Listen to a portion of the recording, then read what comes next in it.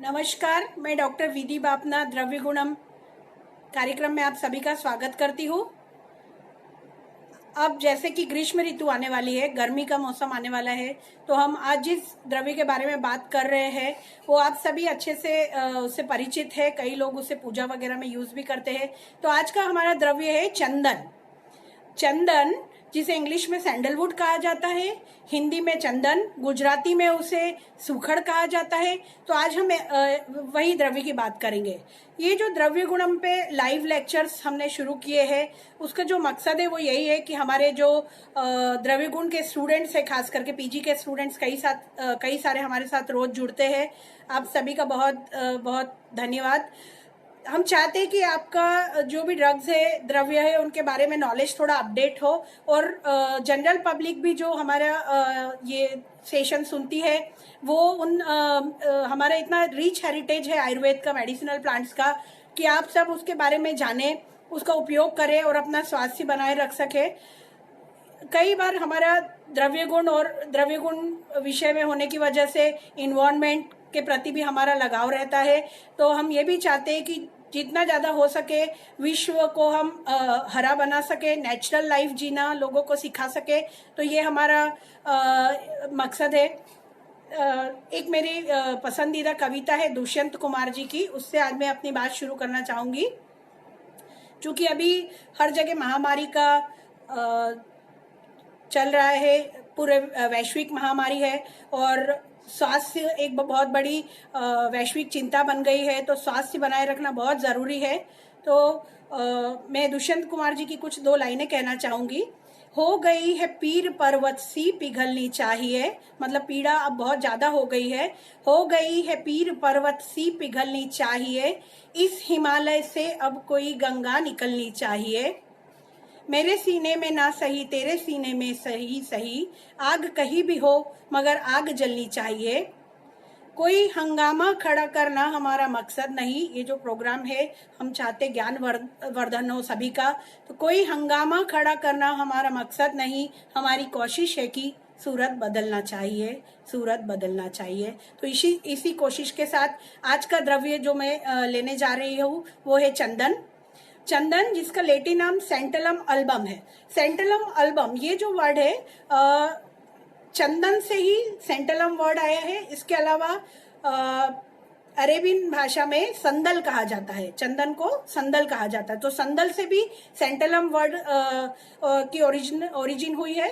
तथा एल्बम मतलब सफेद, क्योंकि चंदन के आयुर्वेद में भी मेनली दो भेद बताए गए हैं, रक्त चंदन और श्वेत चंदन। तो श्वेत चंदन जो है उसको सेंटलम अल्बम नाम दिया गया। रक्त चंदन एक अलग ही फैमिली का प्लांट है। तो इस तरह से चंदन सेंटलम अल्बम, इसका जो डेरिवेशन है वो इसके अरेबिक नाम और उसके वर्ण के हिसाब से आया है। सेंटलम अल्बम सेंटलेसी फैमिली का ये मेंबर है। इसे इंग्लिश में सैंडलवुड कहा जाता है। चूंकि ये इतना ज्यादा काम में आता है और ये बहुत महंगा भी है, इसलिए इसका जो ऑयल है उसको नाम दिया, उसके हिसाब से इसको नाम दिया गया है dollar earning parasite. Dollar earning parasite क्यों? क्योंकि ये जो इसका जो प्लांट होता है वो अर्ध पराश्रयी है। अब अभी जब हम हैबिट की बात करेंगे तो बात करेंगे कि क्यों अर्ध पराश्रयी इसको कहा गया है, या फिर इसके एसेंशियल ऑयल बहुत ज्यादा उपयोग होता है, इसलिए इसे कहा गया है queen of essential oils, queen of essential oils. तो इस प्रकार से सैंडलवुड के ये दो नाम भी किए गए हैं। गुजराती में इसको सुखड़ कहा जाता है, हिंदी में इसे चंदन कहा जाता है। अगर मैं आपसे बात करूं इसके सिनोनिम्स की, जैसे हम रोज बात करें कि आयुर्वेद में परंपरा है, द्रव्यों को सिनोनिम्स के द्वारा समझाया जाता है।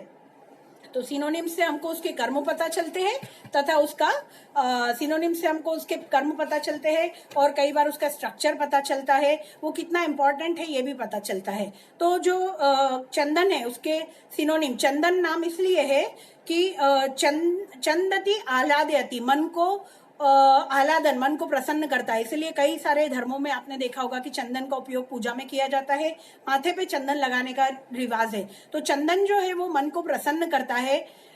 इसलिए इसका नाम चंदन है। श्रीखंड, खंड इसका जो यूजफुल पार्ट होता है वो खंड होता है, मतलब कांड सार होता है, हार्टवुड होता है।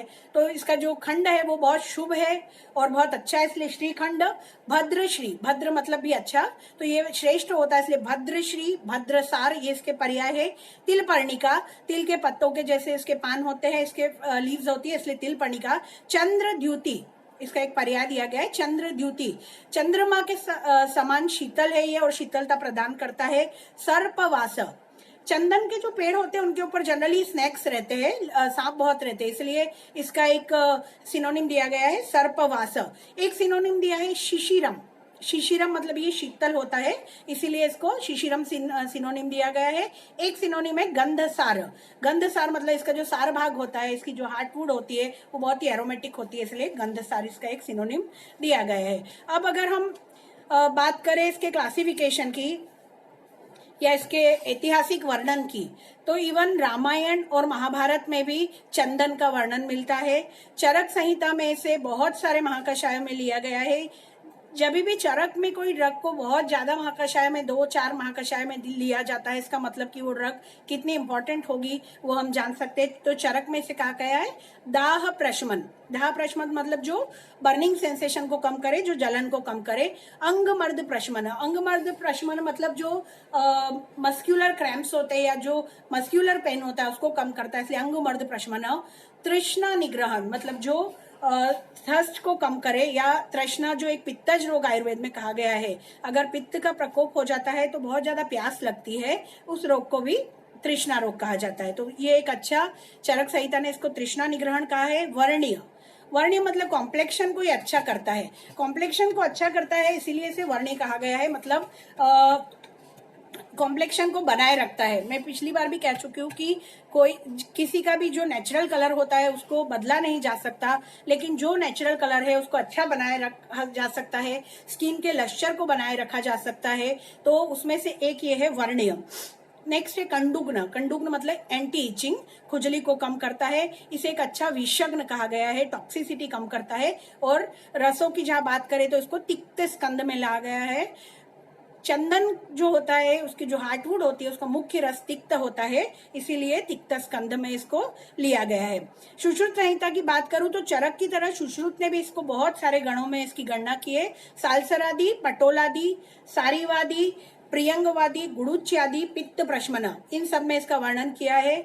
भाव प्रकाश में भी इसका वर्णन, कर्पूर आदि गण जहां पर की खुशबू वाले द्रव्यों का यूज किया जाता है वहां पर उसका वर्णन है। हमारे साथ बहुत सारे वैद्य, बहुत सारे स्टूडेंट्स और बहुत सारे लोग जुड़ गए हैं। आप सभी का इस हमारे इस कार्यक्रम को सफल बनाने के लिए और हमारे साथ रोज जुड़ने के लिए बहुत बहुत धन्यवाद। और हमारी कोशिश है कि हम अच्छे से अच्छा जो इसके बारे में जानकारी है वो आप तक पहुंचा सके। तो इस प्रकार से अभी तक हमने जो बात की है कि चरक संहिता, सुश्रुत संहिता में इसका काफी सारा वर्णन मिलता है, निघंटुओं में इसका काफी सारा वर्णन मिलता है और निघंटुओं में इसकी कई सारी जातियां बताई गई है। मेनली प्रैक्टिकली 2 जातियां होती है, श्वेत चंदन और रक्त चंदन। श्वेत चंदन जिसकी आज हम बात कर रहे हैं, जो चंदन हम जनरली यूज करते हैं वो है श्वेत चंदन। श्वेत चंदन का लेटिन नाम होता है सेंटेलम अल्बम, एल्बम वर्ड जैसे मैंने आपको बोला, अल्बा की मीनिंग होती है व्हाइट। तो श्वेत चंदन और जो रक्त चंदन होता है वो अलग फैमिली का होता है, टेरोकार्पस सेंटेलिनस। तो वो जो है वो पेपिलियोनेसी फैमिली का एक मेंबर है, उसका भी कांडसार ही प्रयोग किया जाता है। उसके गुण कर्म भी लगभग चंदन, लेकिन चंदन से थोड़े कम, लेकिन वही सब उसमें उपयोग किया जाता है कई बार उसका। भाव प्रकाश संहिता में उसके 4 भाव प्रकाश निघंटू ने उसमें 4 भेद किए हैं। उन्होंने ये श्वेत चंदन, रक्त चंदन के अलावा पीत चंदन और हरि चंदन का भी वर्णन किया है। कुछ आचार्यों ने 5 भेद किए हैं, जिसमें चंदन, रक्त चंदन, कुचंदन, कालियक और बर्बरक ऐसा लिया है। कुछ आचार्यों ने 8 भेद किए हैं। अब इसकी ओरिजिन की अगर हम बात करें, उत्पत्ति स्थान की बात करें कि ये कहाँ का नेटिव है, तो इसको जनरली साउथ ईस्ट एशिया और इंडिया का नेटिव माना जाता है, लेकिन कुछ लोगों का ऐसा मानना है कि ये ऑस्ट्रेलिया का भी नेटिव है। तो ऑस्ट्रेलिया में एक स्पीशीज आती है सेंटलम स्पाइकेटम, उसको वहां पे चंदन माना जाता है। और उसकी इस प्रकार से अभी बहुत सारी जगहों पे विश्व में और भी जगहों पे इसकी खेती की जाती है। भारत में खास करके जो साउथ इंडिया है वहां पे चंदन ज्यादा अच्छा होता है। हालांकि बाकी जगह पे भी ये लगता है, गुजरात में, मध्य प्रदेश में भी इसको लगाया जाता है, पर जो मेजर अमाउंट है वो कर्नाटका में ही होता है। उसमें से भी मैसूर, कुर्ग, ये कर्नाटका के क्षेत्र है जहां पर चंदन की खेती ज्यादा की जाती है और अच्छी क्वालिटी का चंदन वहां से आता है। इसके अलावा मालाबार में, तमिलनाडु में, केरला में भी कुछ इसके कल्टीवेशन किया जाता है। अन्य देशों की मैं बात करूं तो नेपाल में, बांग्लादेश में, ऑस्ट्रेलिया में, इंडोनेशिया में और हवाई में भी इसकी खेती की जाती है। अब हम इसके एक्सटर्नल मॉर्फोलॉजी की बात करें तो ये एक ट्री होता है जो कि 30 से 40 फीट जितना लंबा होता है। इसका जो प्लांट होता है वो लगभग 100 साल जितना जिंदा रह सकता है। इसका प्लांटिंग लगाने के बाद लगभग 15 से 20 साल के बाद ये इसका जो कांड होता है, इसकी हार्टवुड जो होती है उसमें एरोमा आता है, उसके बाद ही उसको चंदन की तरह यूज किया जा सकता है। और इसका जो लाइफ स्पैन है वो 100 साल जितना भी हो सकता है। इसको बार्क की मैं बात करूं तो ग्रेइश कलर की इसकी बार्क होती है। ये चंदन का सैंपल मेरे पास है। तो इसकी बार्क, ये एक ब्रांच है, इसकी बार्क जो है वो ग्रेइश कलर की होती है। बार्क के अंदर वाला जो वुड होता है उसको हम सैपवुड कहते हैं। इसका सैपवुड जो रहता है वो व्हाइटिश येलो कलर का रहता है। और उसके अंदर का जो भाग होता है उसको हम कहते हैं हार्टवुड। तो इसका जो हार्टवुड होता है वो एरोमेटिक होता है, येलोइश और थोड़ा आगे चल के रेडिश येलो टाइप का कलर हो जाता है। इसके लीव्स की मैं बात करूं तो आप देख सकते हैं इसकी जो लीव्स है वो अपोजिट लीव्स होती है। अपोजिट लीव्स मतलब एक दूसरे के सामने। तो इसकी जो लीव्स है वो अपोजिट लीव्स है। हम देख सकते हैं ओवेट शेप की लगभग लीफ है और दोनों भाग जो होते हैं, दोनों सिरे इसके लगभग एक्यूट होते हैं। ग्रीनिश कलर है, ग्लेब्रस है, मतलब हेयरलेस है ये, और लगभग 1 से 2 इंच लंबी होती है ये। फ्लावर की बात करूं तो फ्लावर इसके पेनिकल्स में आते हैं, एक्सिलरी भी हो सकते हैं और टर्मिनल भी हो सकते हैं। इसके फ्रूट्स जो होते हैं मटर के दाने के बराबर होते हैं। कच्चे होते हैं तब हरे कलर के होते हैं, बाद में ये पर्पलिश कलर के हो जाते हैं। उसमें से सीड्स निकलते हैं जो कि छोटे और गोल होते हैं। तो इस प्रकार से इसका पेड़ होता है और जब वो 15 या 20 साल का हो जाता है तब उसकी हार्टवुड जो होती है उसमें एरोमा आता है और उसमें से चंदन फिर एक्सट्रैक्ट की जाती है। और इसका लाइफ स्पैन लगभग 100 साल तक भी हो सकता है। इसके यूजफुल पार्ट की बात करूं तो इसका कांड सार मतलब हार्टवुड, जैसे मैंने बोला बार्क, बार्क के बाद सैपवुड और सैपवुड के बाद आता है हार्टवुड। तो इसका हार्टवुड प्रयोग किया जाता है और हार्टवुड में से एसेंशियल ऑयल निकलता है। उस ऑयल का काफी मात्रा में अलग अलग इंडस्ट्रीज में प्रयोग किया जाता है। तो कुछ आचार्यों ने कहा है कि चंदन जो होता है, बेस्ट क्वालिटी चंदन की क्वालिटीज क्या होती है। तो बहुत अच्छा इसके लिए एक श्लोक आया है। खास करके हमारे जो द्रव्य गुण के छात्र है वो ध्यान दें, क्योंकि ये श्लोक से आपको कई बार, जो आप यूपीएससी देते हैं या प्री पीजी में जाते हैं तो कई बार इस श्लोक से आपको परीक्षा में पूछा जाता है। स्वादे तिक्तम कशे पित्तम छेदे रक्तम तनोसीतम ग्रंथि कोट्टर संयुक्तम चंदनम श्रेष्ठम उच्यते। स्वादे तिक्तम मतलब जो स्वाद में कड़वा हो। कशे पित्तम मतलब जब हम घीसते हैं, आप सबने मंदिरों वगैरह में देखा होगा, घर में भी कई लोग पूजा के लिए यूज करते हैं, जब हम घीसते हैं उसको तो जो हमको पेस्ट प्राप्त होता है वो पीले कलर का रहता है। कशे पित्तम छेदे रक्तम मतलब काट के देखेंगे अंदर तो उसके अंदर आपको रेड कलर की रिंग्स भी दिखाई देगी। तनो सीतम मतलब बाहर से वो सफेद दिखाई देता है और उसके अंदर, जिसके अंदर ग्रंथियां थोड़ी हो, नोड्स हो वो, और कोटर हो थोड़ी, वो अच्छा माना जाता है। अगर इसके आयुर्वेदिक प्रॉपर्टीज की मैं बात करूं तो इसे लघु वृक्ष गुण माना गया है। जैसे रस की हमने बात की, चरक संहिता ने भी इसको तिक्त स्कंद में लिया है। तो तिक्त और मधुर इसका रस होता है, विपाक इसका कटु होता है, जबकि वीर्य शीत होता है। शीत वीर्य की बहुत अच्छी औषधि चंदन है। जब चरक संहिता में सूत्र स्थान 25 में, जहाँ पे अग्रिवर्ग का वर्णन किया गया है, जहाँ पे 152 क्लासिफिकेशन दिए हैं कि कोई भी क्लास है उसमें सबसे अच्छी औषधि कौन सी होती है, उसको अग्रिवर्ग हम कहते हैं आयुर्वेद में। तो चरक संहिता में इसको कहा गया है चंदनम दुर्गंधहरम दाह निर्वापन लेपना नाम श्रेष्ठम। मतलब चंदन दुर्गंध हर जितने भी ड्रग्स है, दुर्गंध जो दूर करते हैं उनमें, और शीतलता लाने के लिए या दाह हरने के लिए जो लेप किया जाता है उसमें सबसे अच्छा चंदन को माना गया है। चरक संहिता में अगर अग्रिवर्ग में किसी द्रव्य का वर्णन है, इसका मतलब कि वो द्रव्य जो है वो कितना इंपॉर्टेंट होता है, और खास करके जिस क्लास में उसको दिया गया है तो इसको दाह शामक के लिए और दुर्गंध हर के लिए बहुत अच्छी औषधि कहा गया है। तो इस तरह से इसके गुणकर्म है। दोष कर्म देखे तो ये कफ और पित्त का शमन करता है। इसके दूसरे कर्म इसके कौन कौन से होते हैं, तो जो कर्म अभी हमने बात किया, दाह प्रशमन है, अंगमर्द प्रशमन, तृष्णा निग्रहण, वर्ण्य है मतलब वर्ण को अच्छा बनाता है, कॉम्प्लेक्शन को अच्छा बनाता है, अच्छा कंडुग्न है, अच्छा विषग्न है, आह्लादन करता है मतलब मन को प्रसन्नता लाता है। एक इसका कहा गया है श्रमहर। श्रम को हम दो तरीके से देख सकते हैं। एक तो जो नेचुरल फटीग आ जाती है, वो फटीग को दूर करने वाले द्रव्य, आगे चल के इसका बताया, कई सारे आचार्यों ने इसको मेंटल डिसऑर्डर्स पे इसके अच्छे इफेक्ट बताए हैं। तो जब फटीग हो जाता है तो उनको हरने वाले जो द्रव्य रहते हैं उसमें इसका वर्णन किया गया है। श्रम दूसरी तरह से हम देखें तो कई बार कई लोगों को बिना काम किए भी एक फटीग या सुस्ती की जो फीलिंग आती है उसको भी श्रम कहा जाता है, तो उसमें भी ये अच्छा काम करता है।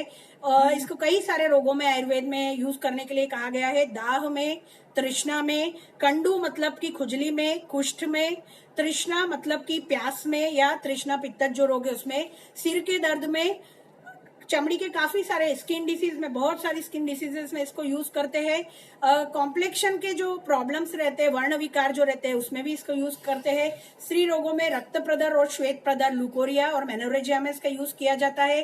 कास में भी इसका प्रयोग करते हैं और ज्वर में इसका प्रयोग करते हैं।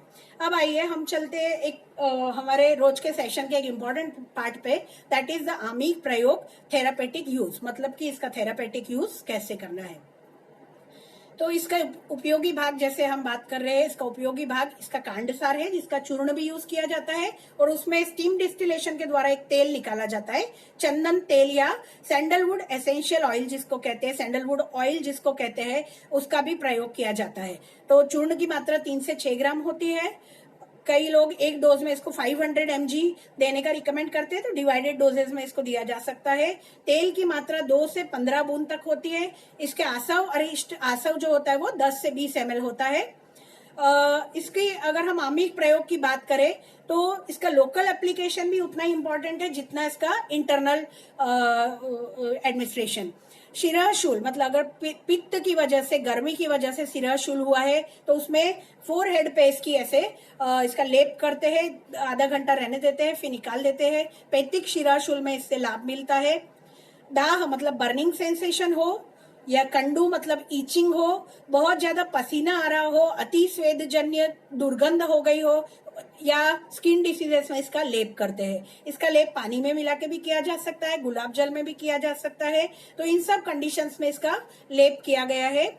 आयुर्वेद में ऋतुचर्या का वर्णन है। ऋतुचर्या मतलब कि सीजनल रेजिम, मतलब कौन सी ऋतु में क्या करना चाहिए। तो उसमें समर जो होता है, ग्रीष्म ऋतु में इसका लेप करना चाहिए, डेली यूज में भी ऐसा बताया गया है। कास की बात करें हम तो क्रोनिक कफ जिसको हो जाता है, जीर्ण, sorry for the technical interruption, I think I am back in the session. जीर्ण कास में 2-3 बूंद तेल जो है वो पताशे के साथ लिया जाता है। रक्त प्रदर और श्वेत प्रदर, रक्त प्रदर और श्वेत प्रदर या रक्त प्रदर और श्वेत प्रदर जो कि महिलाओं में होने वाला ल्यूकोरिया और मेनोरेजिया है, उसमें चंदन जो है उसको उसका चूर्ण दूध और शर्करा के साथ दिया जाता है और काफी अच्छा उसका लाभ मिलता है।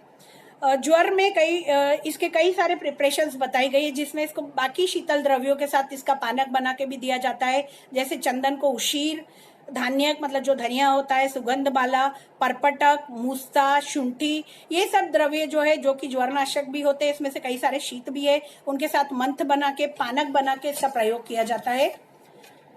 अभी हम आयुर्वेद में इसका प्रमेय में प्रयोग बताया गया है। तो प्रमेय में बात करें तो पूय में है, मतलब पस आने लगता है यूरिन में, उसमें चंदन का तेल पताशे के साथ दिया जाता है या चंदनासव का भी प्रयोग किया जाता है। एक होता है शुक्र में है, शुक्र में मीन्स स्पर्मेटोरिया, उसमें अर्जुन के साथ चंदन का क्वाथ बना के दिया जाता है। आयुर्वेद में प्रमेय के 20 प्रकार बताए गए हैं, उनके अलग अलग नाम दिए गए हैं। उनमें से एक है मंजिष्ठा में, जिसमें यूरिन जो है वो लाल कलर की, मंजिष्ठा के कलर की हो जाती है, ब्लीडिंग इन यूरिन। हिमेचुरिया जिसको कहा जाता है, उसमें मंजिष्ठा और चंदन इन दोनों को मिलाकर क्वाथ बनाया जाता है। तो इस प्रकार से इन रोगों में इसका प्रयोग किया जाता है। तृष्णा की बात करें, मतलब जो पित्तज रोग है या गर्मी में अत्यधिक प्यास लगती है, उसमें नारियल पानी जो आता है उसमें चंदन को घिस के और उसको 2 तोले की मात्रा में प्रयोग करने का बताया गया है। तो उसमें भी इसका लाभ मिलता है क्योंकि ये बहुत अच्छा दाह शामक है। रक्तातिसार मतलब ब्लीडिंग डायरिया, मूत्रदाह, इन सब में, मूत्रदाह में, रक्त पित्त में, आयुर्वेद के ग्रंथ अगर आप देखेंगे तो बाद के ग्रंथ भी जो है, जैसे भेषज रत्नावली है, वृंद माधव है, वैद्य मनोरमा है, उन सब में भी बहुत सारे बहुत अच्छे अच्छे फॉर्मुलेशंस दिए गए। भाव प्रकाश संहिता में भी बहुत अच्छे अच्छे फॉर्मुलेशंस दिए गए हैं जिनमें कि चंदन का प्रयोग बताया गया है। तो रक्तातिसार, रक्त में मतलब यूरिन, हिमेचुरिया में, ब्लीडिंग डायरिया में, इसमें चंदन को चावल का धोवन पानी, मतलब जो जिसको हम मांड बोलते हैं या गुजराती में ओसामण बोलते हैं, उसको चंदन को उसमें घिस के फिर उसमें मिश्री या शहद मिलाकर देने के लिए इंडिकेशन किया गया है। वमन, छर्दी या नौजिया हो रहा है, उसमें आंवले के रस में चंदन चूर्ण मिला के, आंवले के रस की हमने मात्रा बात की थी पहले भी, 10 से 20 ml आंवले का रस मिला के और उसमें चंदन का 1 से 2 ग्राम चूर्ण मिला के और वमन में दिया जाता है। ग्रीष्म ऋतु में चंदन के पानक, चंदन के शरबत का प्रयोग किया जाता है। स्किन डिसीजेस में इसकी बात करूं तो काफी सारी स्किन डिसीजेस में इसका प्रयोग किया जाता है। स्किन को न सिर्फ डिसीजेस में बल्कि फिजियोलॉजिकली भी वर्ण को अच्छा बनाने के लिए, कॉम्प्लेक्शन को, लश्चर को अच्छा बनाने के लिए भी इसका प्रयोग किया जाता है, जिसके आगे हम बात करेंगे। तो अगर मैं डिसीज की पहले बात करूं तो फोड़े फुंसिया हो रहे हो, बहुत अधिक पसीना आ रहा हो या घमोरी हो रही हो या खुजली हो रही हो, तो उस समय चंदन को गुलाब जल में पीसकर और कपूर मिलाकर लगाया जाता है। गुलाब जल डाल के चंदन को घिस लिया जाता है, फिर उसमें उसको लगाया जाता है। या फिर अगर आपके पास चंदन का बड़ा नहीं है तो चंदन को हम चंदन के चूर्ण का भी इस प्रकार से प्रयोग कर सकते हैं। तो इस प्रकार से स्किन डिसीजेस में स्केबीज जो होता है, स्केबीज नाम की एक बीमारी होती है जिसमें खास करके हाथ में और यहाँ पर बहुत ज्यादा ईचिंग होती है पेशेंट को, तो उसमें चंदन का तेल लगाया जाता है। उसी प्रकार से जीर्ण कास, जैसे मैंने बताया आपको कि पुरानी खांसी हो तो पताशे के साथ इसको देते हैं। बस्ती शोथ मतलब सिस्टाइटिस में भी चंदन के तेल का प्रयोग किया जाता है। कर्णशूल मतलब कानों में दर्द हो तो चंदन का तेल उसमें डाला जाता है। दंत शूल में, दांतों के दर्द में भी चंदन का तेल लगाया जा सकता है। इसके आगे चल के हम प्रॉपर्टीज देखेंगे कि चंदन का तेल और चंदन कई सारी च्युइंगम्स में भी डाली जाती है क्योंकि ये बहुत अच्छी एंटी बैक्टीरियल होती है। तो जब मुंह में इसको लगाते हैं या इसका यूज होता है थोड़ा, तो वहाँ के जो ओरल हाइजीन को बनाए रखने में हेल्प करता है और वहाँ के बैक्टीरिया का भी नाश करता है जो कि कैविटी बना सकते हैं। अभी इसके कॉस्मेटिक यूज भी बहुत ज्यादा, अगर मैं कॉस्मेटिक यूज की बात करूं तो चंदन तेल, चंदन पाउडर और चंदन का एक्सट्रैक्ट कई सारे कॉस्मेटिक्स में यूज किया जाता है। हेयर कंडीशनिंग, अगर हेयर बहुत ड्राई है तो सिर धोने के बाद 2-4 बूंद चंदन का तेल थोड़ा सा पानी में मिला के अगर सर में लगाया जाए, बालों में लगाया जाए तो बालों में शाइन आ जाती है और मॉइस्चराइजेशन भी होता है। वर्णीकर्म के लिए मतलब अगर कॉम्प्लेक्शन अच्छा बनाए रखना हो, क्योंकि डिजिटलाइजेशन का जमाना है। मैं अपना जब कॉस्मेटिक्स का लेक्चर लेती हूँ तो कई बार बताती हूँ कि जो अभी की लड़कियां हैं, अभी के जो बच्चे हैं, वो एक दिन में जितनी सेल्फी लेते हैं उतना शायद उनकी जो मम्मियाँ या उनकी दादियाँ दादी रही होगी, मम्मी तो अभी भी ले सकती है, उनकी जो दादी होगी वो उन्होंने शायद अपनी पूरी जिंदगी में उतने फोटो खिंचवाए होंगे। तो अभी जो है कॉस्मेटोलॉजी, स्किन के लुक का बहुत महत्व बढ़ गया है। इसलिए वर्णीकर्म के लिए अगर इसकी बात करें तो सिर्फ वर्णिकर्म करना हो तो इसके कई सारे फेस पैक्स होते हैं। 1 चम्मच चंदन का पाउडर, 1 चम्मच बादाम का पाउडर, उसको दूध में मिलाकर और लेप किया जाता है, तो ये वर्णी के लिए बहुत अच्छा रहता है। मतलब अगर रंग को अच्छा बनाए रखना है तो चंदन पाउडर प्लस बादाम पाउडर और उसको दोनों को दूध में मिला के लेप जैसा बना लिया जाता है और लेप का प्रयोग किया जाता है। लेप के लिए एक बार मैं आपको उसकी विधि बताऊं कि लेप जो है वो सूरज ढलने के बाद नहीं लगाना चाहिए। मतलब रात के समय में आयुर्वेद में ऐसा दिया गया है कि लेप निषिद्ध है। तो लेप जो है वो सुबह के समय लगाया जा सकता है, लेकिन शाम ढलने से पहले भी लगाया जा सकता है। उसको 15 मिनट लगा रहने दे, फिर उसको धो दे, या फिर अगर वो सूख गया हो तो भी उसको निकाल दे, अदरवाइज स्किन में ज्यादा ड्राइंग हो सकती है। दूसरी बात कि कभी भी कोई नई चीज ट्राई करने से पहले उसको छोटे से पैच में ट्राई करें। और अगर आपको कोई भी एलर्जिक या रैश होता है तो उस चीज का प्रयोग बंद करें। और जब भी आप कोई नया लेप लगाना शुरू करते हैं तो समय को धीरे धीरे बढ़ाइए। तो इस प्रकार से इसका वर्ण्य के लिए ड्राई स्किन में अगर इसको यूज करना है तो चंदन चूर्ण को दूध के साथ मिला के लगाया जाता है। बादाम चूर्ण वाला भी ड्राई स्किन में लगा सकते हैं। ऑयली स्किन में अगर इसको लगाना है तो चंदन और गुलाब जल मिला के ऑयली स्किन में लगा सकते हैं। चंदन, बेसन, हल्दी और थोड़ा सा नींबू, ये जो प्रयोग है जो हमने हल्दी के समय भी सुना था, तो ये वाला जो है वो ऑयली स्किन में आप लगा सकते हैं। ऑयली स्किन में चंदन में गुलाब जल और थोड़ा ग्लिसरीन मिला के भी लगाया जा सकता है। रिंकल अगर किसी को हो, मतलब कि एजिंग की प्रोसेस को अगर थोड़ा कम करना है, या आजकल बहुत सारा स्ट्रेस होता है, स्किन जो है वो बहुत सारे पहले के जमाने में जो एक्सपोजर फैक्टर्स नहीं थे वो अब एक्सपोजर फैक्टर्स है, लाइक पॉल्यूशन है, बहुत सारा रेडिएशन बहुत ज्यादा है, ग्लोबल वार्मिंग हो चुकी है, तो स्किन जो है वो डल हो जाती है, कई बार उसका टेक्सचर चला जाता है, उसका जो नेचुरल कलर होता है वो भी चला जाता है, और रिंकलिंग भी जो है वो एजिंग की प्रोसेस जो है स्किन की वो जल्दी शुरू हो जाती है। तो ऐसे उसको जो रिंकल्स है उसको थोड़ा सा डीले करने के लिए चंदन चूर्ण, उसमें गुलाब जल और थोड़ा सा ग्लिसरीन मिला के और सुबह के समय इसका लेप करें तो उसमें ये अच्छा इसका रिजल्ट मिलता है। आयुर्वेद में बताया गया शीत पित्त जिसको हम आर्टिकेरिया भी कहते हैं, उसमें चंदन चूर्ण जो है वो गुड़ूची के चूर्ण में मिला के, गुड़ूची मतलब गड़ो जिसको गुजराती में कहते हैं, गुड़ूची का चूर्ण और चंदन चूर्ण इन दोनों को मिला के और शीत पित्त आर्टिकेरिया में उसका लेप किया जाता है। तो चंदन के फेस पैक्स की अगर मैं फिर से एक बार बात कर लूं, जो लोग हमारे साथ अभी जुड़े हैं उनके लिए, तो ड्राई स्किन में इसको दूध के साथ चंदन चूर्ण को लगाया जा सकता है, या चंदन चूर्ण प्लस बादाम चूर्ण और दूध के साथ इसको मिला के लगाया जा सकता है। ऑयली स्किन में इसको चंदन को गुलाब जल के साथ भी लगाया जा सकता है। चंदन, थोड़ी सी मुल्तानी मिट्टी और गुलाब जल, इसको भी लगाया जा सकता है। जिनको एक्ने प्रोन स्किन होती है, मतलब जिनको कील या पिंपल्स, यौवन पीढ़ी का जिसको बोलते हैं, वो होने की संभावना ज्यादा होती है, बार बार होते हैं, उसमें चंदन को हल्दी और नींबू के साथ लगाया जाता है। और अगर हो गई है एक्ने से तो उनमें चंदन के चूर्ण को, मतलब चंदन के पाउडर को नारियल तेल और नींबू इन दोनों में इनको मिलाकर और उस पे रात को लगा दे और उसे कुछ दिनों उसका उपयोग करने से एक्ने में अच्छा फायदा मिलता है। तो इस तरह से आयुर्वेद में इसके कई सारे प्रयोग बताए गए हैं। इसका इंटरनल यूज भी बताया गया है एज वेल एज इसकी एक्सटर्नल एप्लीकेशंस भी बताई गई है। अब हम बात करें कि चंदन जो है वो इतना इम्पोर्टेंट है तो इसमें कौन से ऐसे केमिकल कॉन्स्टिट्यूएंट्स है। तो चंदन का तेल जो होता है, चंदन में से जो एसेंशियल ऑयल निकलता है उसमें सेंटेलॉल, जो कि अल्फा और बीटा दो प्रकार के सेंटेलॉल्स होते हैं। सेंटेलॉल एक बहुत इंपॉर्टेंट कॉन्स्टिट्यूएंट है चंदन का, जिसकी वजह से उसकी बहुत सारी एक्टिविटीज होती है। इसके अलावा सेंटेलिन, सेंटेनॉल, सेंटेनॉन, सेंटेलिक एसिड, बाकी कई सारे हैं, लेकिन इसमें से मेनली सेंटेलॉल और सेंटेलिन जो है उनकी एक्शंस हमें ज्यादा देखने को मिलती है।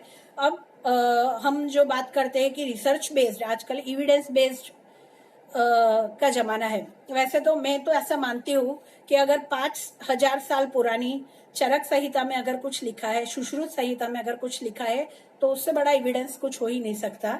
फिर भी अभी जो है अगर हम इंटरनेशनली जाते हैं तो कई बार एविडेंस बेस्ड मेडिसिन की बात होती है।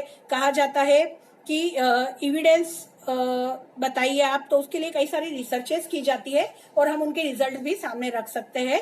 तो जो चंदन है उसको एक अच्छा एंटीऑक्सीडेंट माना गया है।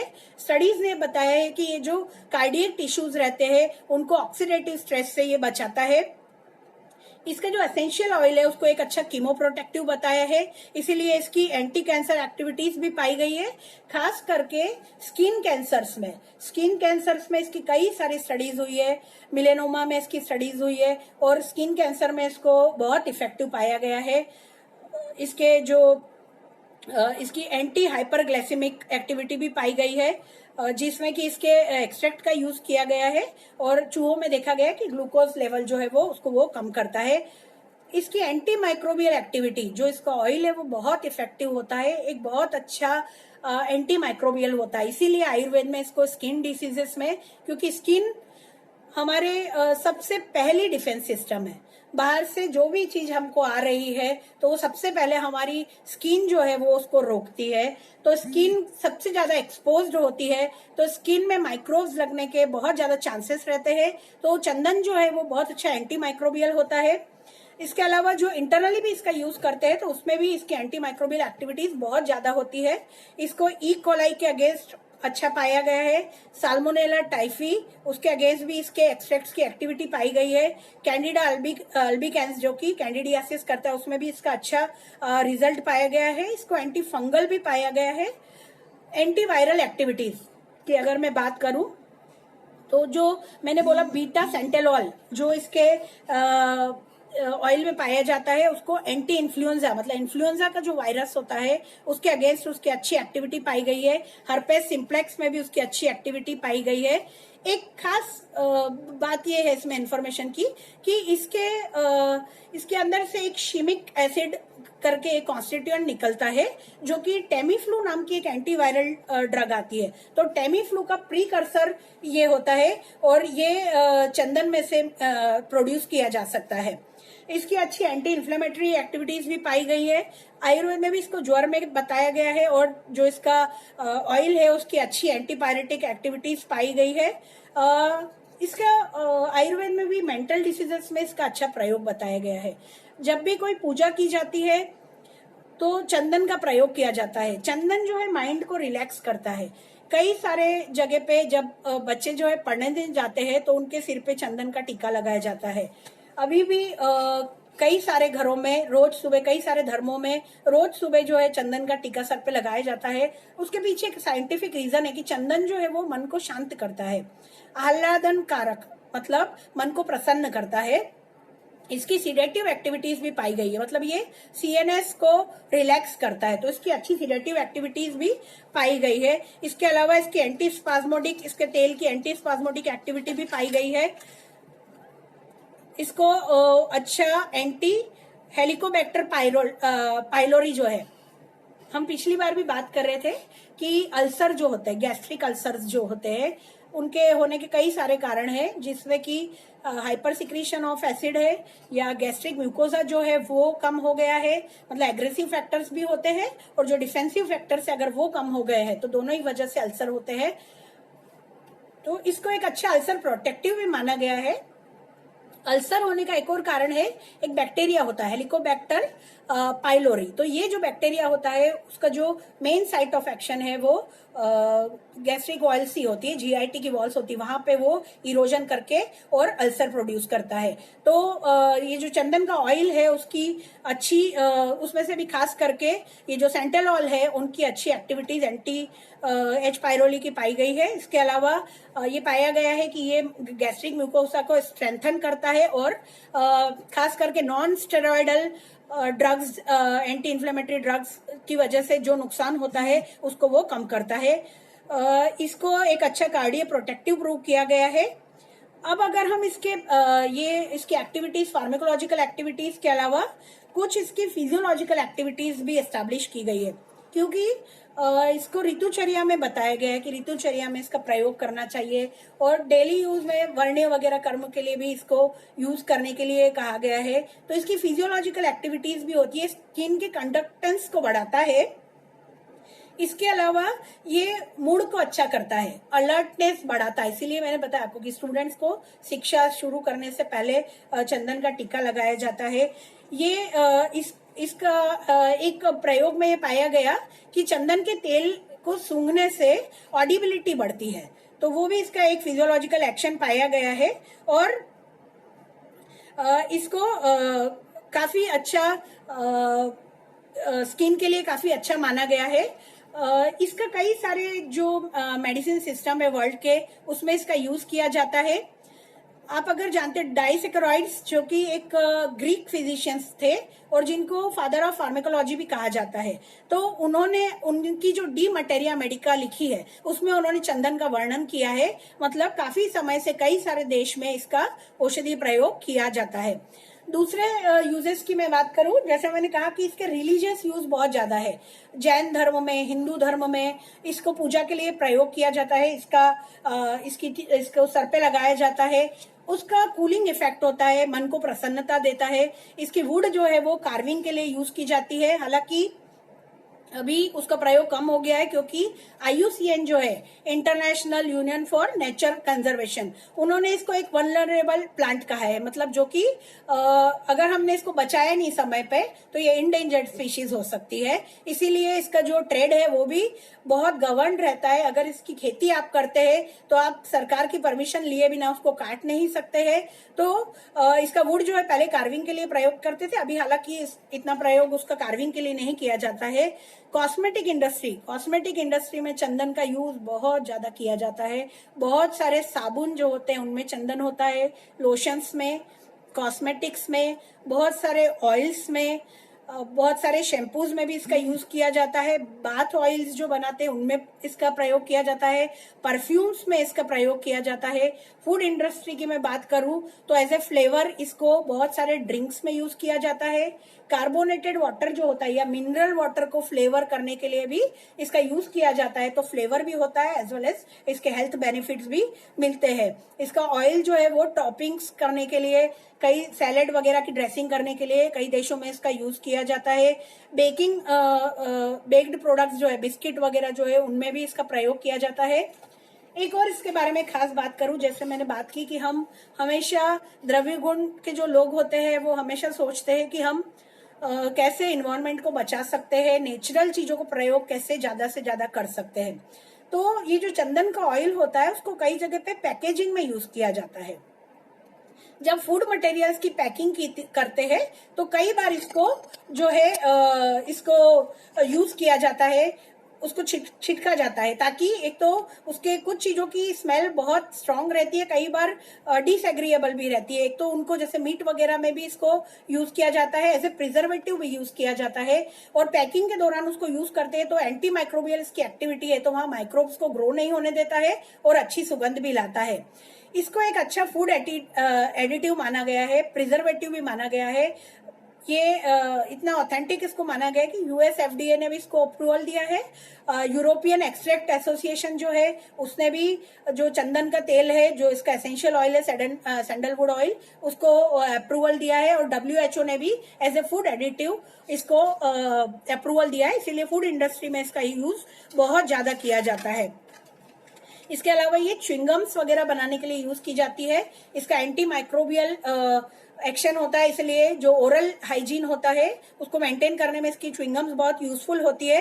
और जो बैड ब्रेथ का प्रॉब्लम होता है, दुर्गंध का प्रॉब्लम होता है, वो भी इससे खत्म होता है। इसके अलावा चॉकलेट्स में भी कोका पाउडर जो है उसको ब्लेंड करने के लिए सैंडलवुड का ऑयल मिलाया जाता है। अल्कोहल इंडस्ट्री में भी फ्लेवरिंग के लिए इसका यूज किया जाता है।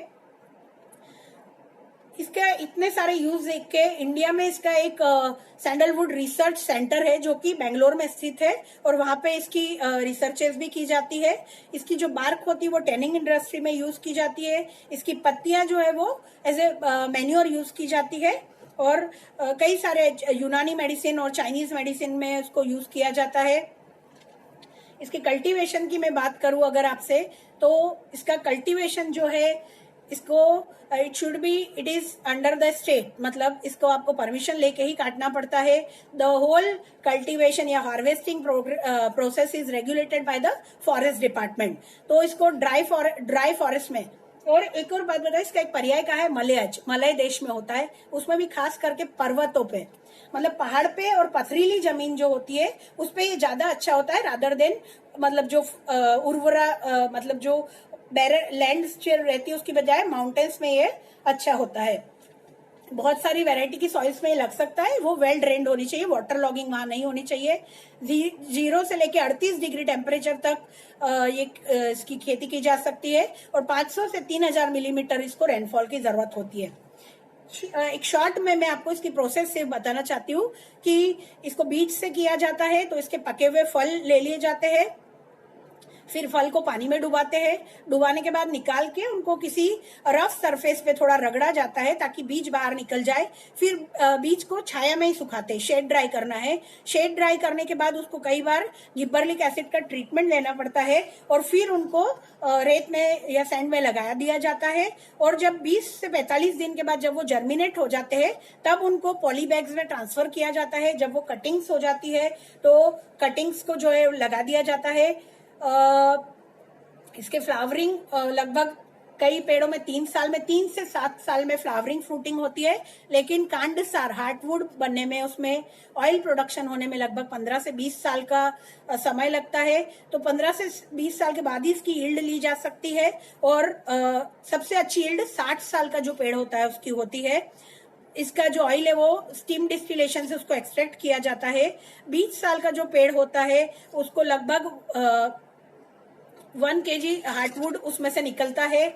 इसका चूंकि इसकी डिमांड बहुत ज्यादा है और इसका यूज भी बहुत ज्यादा है, इसलिए इसको कुछ द्रव्य जो है सब्स्टिट्यूशन और अडल्ट्रेशन किया जाता है। जो सेंटेलेनेसी फैमिली है, उसको जो सेंटेलम जीनस है, उसके दूसरे जो मेडिसिनल प्लांट्स है उनके वुड से इसका कई बार अडल्ट्रेशन किया जाता है। इसके अलावा मार्गोसा वुड से भी इसका किया जाता है। अमेरिस जो जीनस होता है उसके भी उसके प्लांट से भी इसका सब्स्टिट्यूशन किया जाता है। ऑयल की मैं बात करूं तो कई बार सीडार वुड में से जो ऑयल निकलता है उससे सब्स्टिट्यूशन किया जाता है। कैस्टर ऑयल से भी इसका सब्स्टिट्यूशन किया जाता है। सेफ्टी की हम बात करें तो अभी तक उसकी कोई टॉक्सिसिटी रिकॉर्ड नहीं हुई है, लेकिन फ्लेवर में इसको 0.0074 mg पर kg body weight daily dose जो है उसको सेफ माना गया है। और डर्मल LD50 जो है रेट्स में वो 5 ग्राम पर kg, मतलब वो बहुत ज्यादा है, उतना उसको LD50 उसका माना गया है। तो इस तरह से आज हमने बात की चंदन की। चंदन जो है आयुर्वेद में उसे ऋतुचर्या में भी कहा गया है, चरक संहिता में उसे कहा गया है कि दुर्गंधहर और दाह प्रशमन के लिए जो प्रलेप है उसकी सबसे अच्छी औषधि है। चंदन बहुत अच्छा वर्णीय होता है, इसीलिए उसका स्किन को अच्छा बनाए रखने के लिए उसका प्रयोग किया जाता है। स्किन डिसीजेस ना हो उसके लिए भी उसका प्रयोग किया जाता है। स्किन डिसीजेस हो जाए तो उसमें शमन करने के लिए भी, दाह से रिलेटेड जितनी भी सिस्टेमिक डिसीजेस है, पित्त की बीमारियां जैसे रक्त पित्त है, रक्त प्रदर है, मूत्र दाह है, मतलब बर्निंग मिक्यूरिनेशन, उन सभी में इसका प्रयोग किया जाता है। और ये एक IUCN ने इसको वल्नरेबल बोला है, मतलब ये अगर हमने इस पर ध्यान नहीं दिया समय रहते तो ये इंडेंजर्ड स्पीशीज हो जाएगी। तो इसके लिए हमें उसका ज्यादा प्लांटेशन करना चाहिए।